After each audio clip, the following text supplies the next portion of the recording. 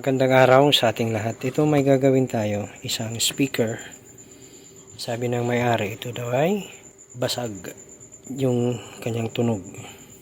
Sige, itesting natin.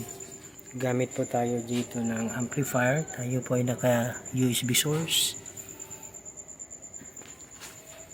Dito natin tingnan kung ano nga bang mangyayari sa sound niya.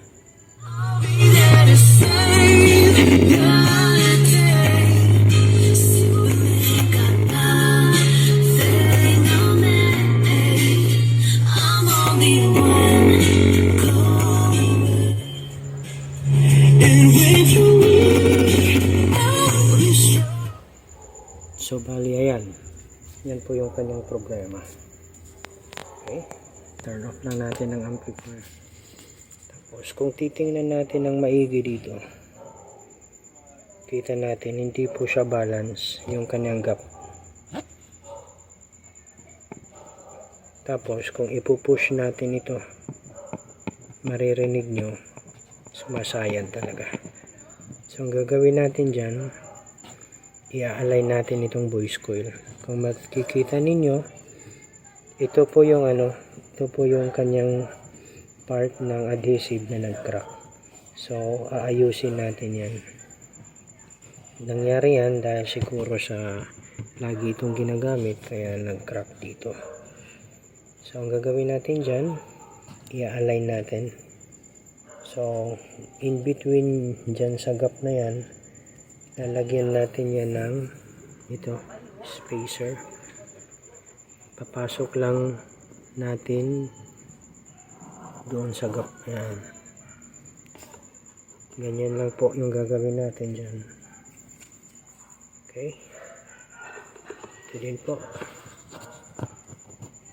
Pasok natin para ma-align po natin yung ano. Yan. Sige. Pagkatapos natin malagyan nitong mga spacer, lalagyan natin ito ng pampadikit dito. Gamit tayo ng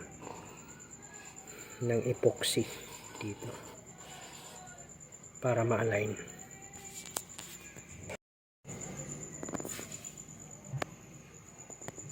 Bali, ayan na po yung ginawa natin. Ayan. Nalagyan na po natin ng spacer. So, sunod na gagawin natin ay ililinisin ito. Tapos, lalagyan ng bagong epoxy. Okay. Bali, ayan po yung nilagay natin na epoxy. Papatuyuin lang natin. Tapos, obserbaran natin kung okay na ba.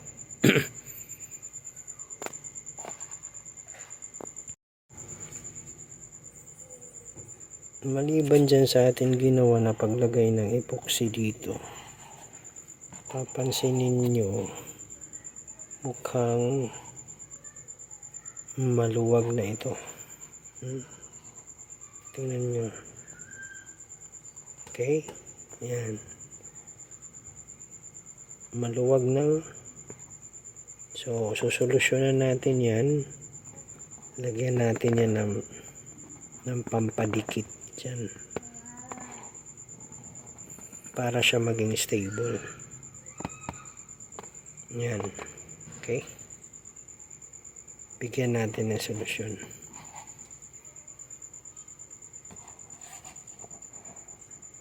Medyo sumasayad pa rin, pero pag nalagyan na natin yan ng pampadikit, okay na yan. Na solusyonan na po natin. Try natin i-move yung cone. Yan. Ayan, wala po tayong maririnig na sayad. Ibig sabihin ay mukhang okay itong ating ginawa. Mamaya malalaman natin yan pag matesting natin. Gawin natin ay papatuyuin lang natin ito ng 10 to 15 minutes, tapos testing tayo. Ayan na po yung ating ginawa. I-testing natin kung gaganda ba ang kanyang pagtunog. volumean ko lang itong amplifier dito. Tapos pakikinggan natin yung sound ng speaker.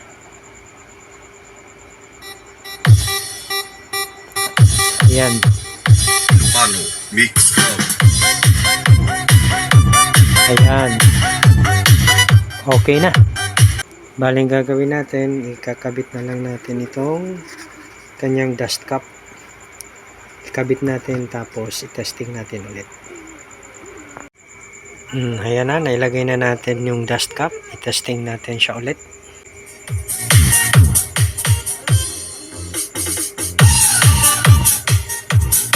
Okay na ito.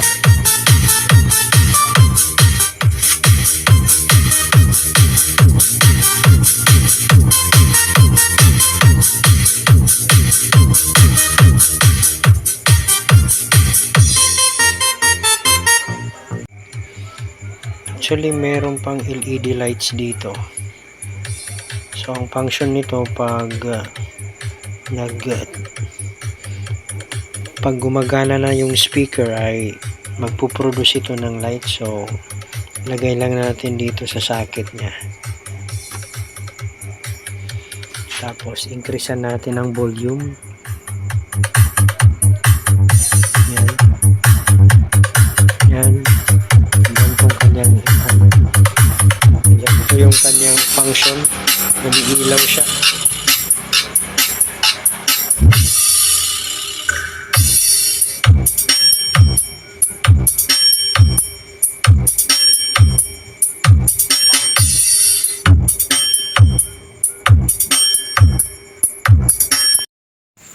Bali, ayan na po, na-install na po natin yung speaker at saka yung kanyang LED lights. Tapos meron ito ditong switch para sa kung gusto nating i-turn on o i-turn off yung kanyang lights. Ayan. Ayan po yung kanyang switch. So, kakabit na natin itong cover. Ayan. Ganyan lang po na naibalik na po natin yung cover. Bali, ito yung switch na sinasabi ko kanina. I-screw natin ito dito sa gilid.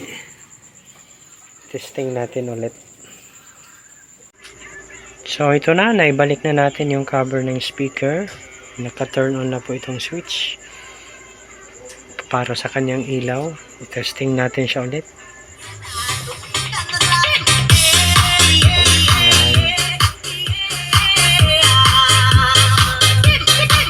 Okay na po.